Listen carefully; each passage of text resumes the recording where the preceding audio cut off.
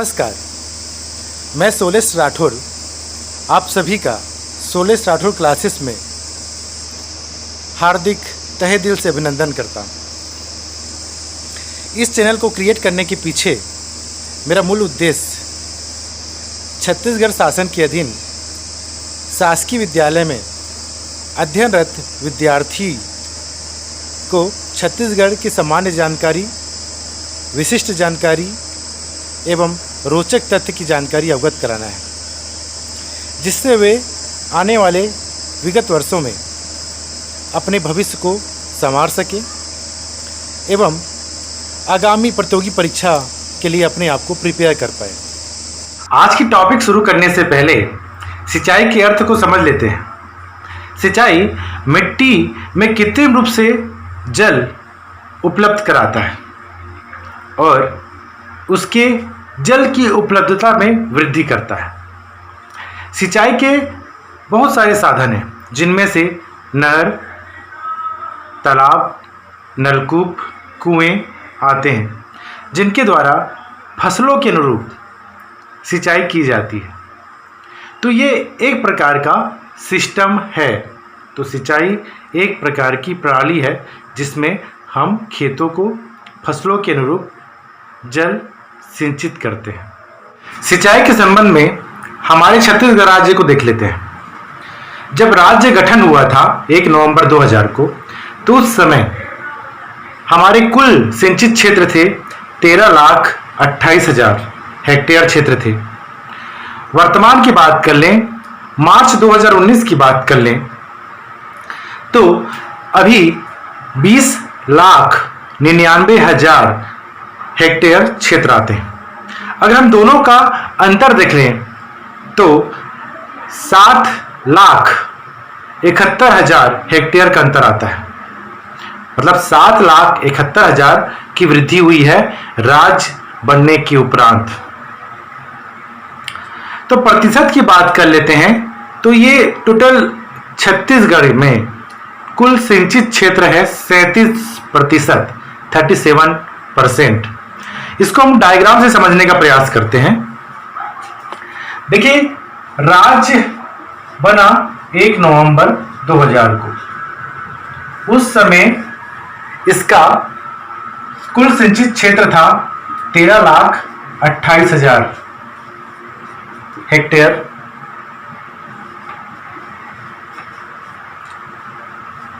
अब देखें, मार्च 2019 इस समय 20,99,000 हेक्टेयर कुल सिंचित क्षेत्र है। अगर हम दोनों में अंतर की बात कर लें तो 7,71,000 का अंतर देखने को मिलता है। मतलब ये वृद्धि है, इतनी वृद्धि हुई है। तो हमको ये याद रखना है कितनी वृद्धि हुई है और कितना प्रतिशत है कुल सिंचित क्षेत्र। तो 37%। छत्तीसगढ़ में कुल सिंचित क्षेत्र कितने हैं? 37%। छत्तीसगढ़ राज्य स्थापना और वर्तमान के बीच कितने सिंचित क्षेत्रों की वृद्धि हुई है? तो 7,71,000 की वृद्धि हुई है जी। 7,71,000 हेक्टेयर की वृद्धि हुई है। अब इसमें हम देख सकते हैं आर्थिक सर्वेक्षण 2019 और 2020 के अनुरूप बताया गया है कि कुल छत्तीसगढ़ में सिंचित क्षेत्र है 37% और कितने लाख हेक्टेयर सिंचित होते हैं? 20,99,000। ये तो है, तो इसको हम लोग बोल सकते हैं कुल सिंचित क्षेत्र। ठीक है। अब दूसरा पार्ट ये आता है कि निवल या नीरा या शुद्ध सिंचित क्षेत्र कितने हैं? 15,64,000 हेक्टेयर हैं और यह प्रतिशत कितना करता है? 33%। अब प्रश्न ये उठता है कि यहाँ पर दो आंकड़े क्यों हैं? यहाँ पर तो प्रतिशत बताया जा रहा है 37% और शुद्ध कुल सिंचित क्षेत्र का बताया जा रहा है 33%। तो यहां पर दोनों में अंतर है। कुल सिंचित क्षेत्र में हम लोग आगे हम शुद्ध का देख लेते हैं कि खेतों में फसल बोकर फसल प्राप्त करना, एक कृषि वर्ष में सिर्फ एक बार की बात कर रहे हैं कि खेतों में फसल बोकर फसल प्राप्त करना या फसल काटना, वह शुद्ध फसल के अंतर्गत आता है या नीरा शुद्ध बोया क्षेत्र आता है। ठीक है। और शुद्ध सिंचित क्षेत्र में क्या आता है? यह शुद्ध क्षेत्र तो आएगा प्लस रबी और खरीफ की फसल भी इंक्लूड रहती है इसमें। जी हां, मतलब एक कृषि वित्त वर्ष में एक खेत पर दो फसल लेना या फसल उगाना और काटना, यह कहलाएगा सर्वाधिक सिंचित क्षेत्र की बात कर ले। सर्वाधिक सिंचित क्षेत्र की बात करते हैं, हम इसको देख लेते हैं क्षेत्रफल के आधार पर और एक देख लेते हैं प्रतिशत के आधार पर। क्षेत्रफल के आधार पर हम लोग देखे हैं कि जांजगीर चांपा पहला नंबर पर है। जांजगीर चांपा क्षेत्रफल के हिसाब से अधिक सिंचित वाला जिला है क्षेत्रफल के हिसाब से। ठीक है, लगभग 2.2 लाख हेक्टेयर। ठीक है, और न्यूनतम की बात कर रहे हैं, ये अधिकतम है। न्यूनतम की बात कर लें तो नारायणपुर में 208 हेक्टेयर भूमि सिंचित क्षेत्र के अंतर्गत आता है। तो हम लोग देख सकते हैं क्षेत्रफल के आधार पर सबसे ज्यादा सिंचित वाला जिला कौन है? तो जांजगीर चांपा। क्षेत्रफल के आधार पर सबसे न्यूनतम सिंचित जिला है नारायणपुर। अब प्रतिशत की बात कर ले, प्रतिशत में सर्वाधिक रायपुर का है लगभग 86%, फिर धमतरी का है 84%, ये लगभग नहीं श्योर है, 86% रायपुर, धमतरी 84% और जांजगीर चांपा 79%, 79% है। ये क्रम है अधिकतम से कम। तो सर्वाधिक सिंचित जिला प्रतिशत आधार पर रायपुर, पहला क्रम याद रखिए रायपुर है। क्षेत्रफल के आधार पर जांजगीर चांपा। ठीक है, अब हम बात करें न्यूनतम की बात कर लेते हैं। न्यूनतम प्रतिशत में सबसे कम दंतेवाड़ा का है, दंतेवाड़ा 0%। तो इसको याद रखना है कि राधा कहाँ जाएगी? दंतेवाड़ा जाएगी। राधा दंतेवाड़ा जाएगी। ठीक है, राधा जाएगी कहाँ? दंतेवाड़ा।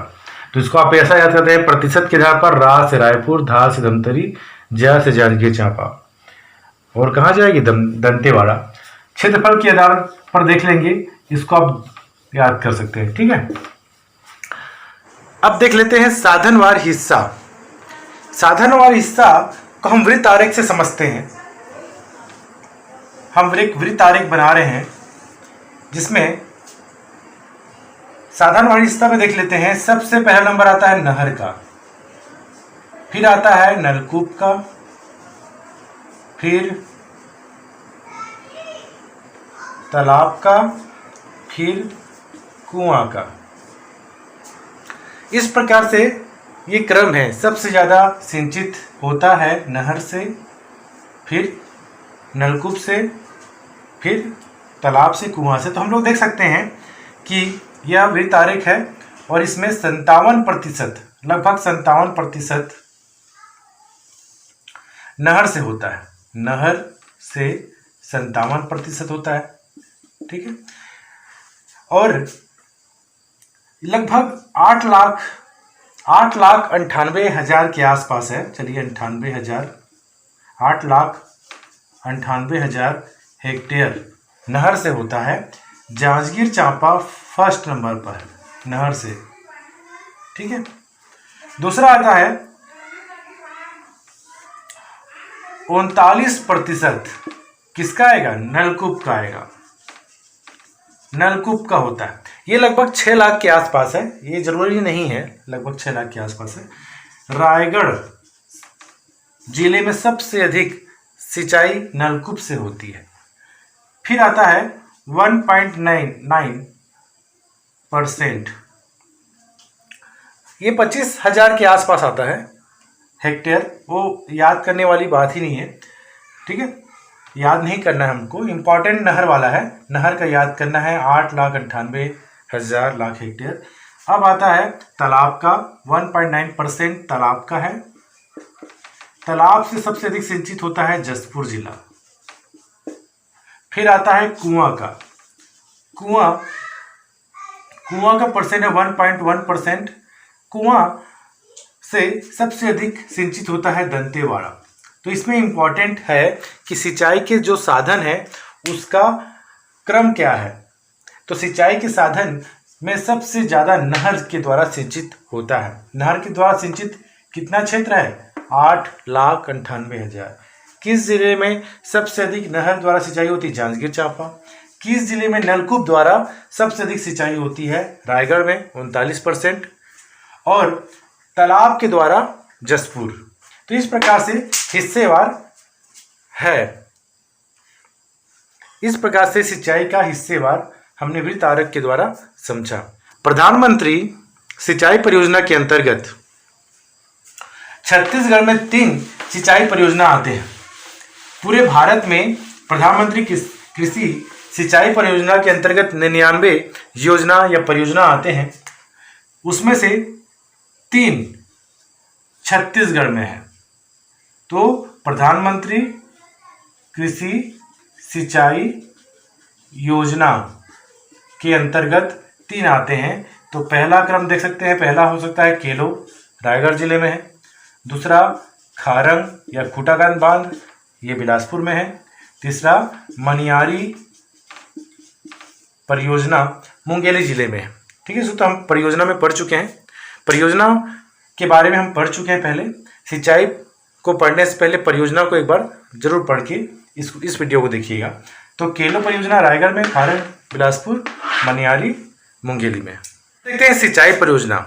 सिंचाई परियोजना में हमको ये याद करना है कि कितने परियोजना वृहद परियोजना के अंतर्गत है छत्तीसगढ़ में।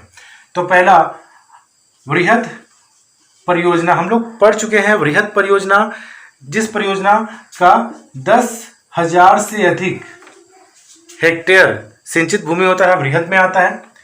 2 से 10,000 के बीच जो है मध्यम में आता है, और 2,000 से कम लघु में आता है। इसको हम लोग पढ़ चुके हैं। एक बार इसका अवलोकन करने के लिए नदी परियोजना का अध्ययन कर लीजिए। वृहद परियोजना में हम देख सकते हैं स्थापित या निर्माण किसका हो गया? निर्माणाधीन देख सकते हैं, निर्माणाधीन देख सकते हैं। वृहद में अभी स्थापित हो गए हैं 8, निर्माणाधीन है 4। ठीक है, मध्यम में है 38, लघु में 2,430, और अभी निर्माणाधीन है 398। हम अगर दोनों का टोटल करें तो 28 हो जाएगा। कहीं प्रश्न पूछ दिया लघु परियोजना वर्तमान में कितनी है, तो 2,828, 28 याद कर सकते हैं। वृहद परियोजना कितनी है, तो कहीं प्रश्न पूछ दिया 12 है, तो आंसर सही होगा, 12 भी होगा। ठीक है, अगर उसमें ऑप्शन 8 नहीं है तो। वृहद परियोजना वर्तमान में 8 है और 4 निर्माणाधीन है। और वर्तमान में भूगर्भिक जल का उपयोग जो है वो 37% कर रहा है छत्तीसगढ़। ठीक है, तो इस प्रकार से आज का सिंचाई परियोजना का टॉपिक कंप्लीट हो जाता है, सिंचाई कंप्लीट हो जाता है। नेक्स्ट वीडियो जो आएगा छत्तीसगढ़ में जलप्रपात, ये लास्ट वीडियो होगा नदी से संबंधित। इस प्रकार नदी परियोजना पूरी तरह से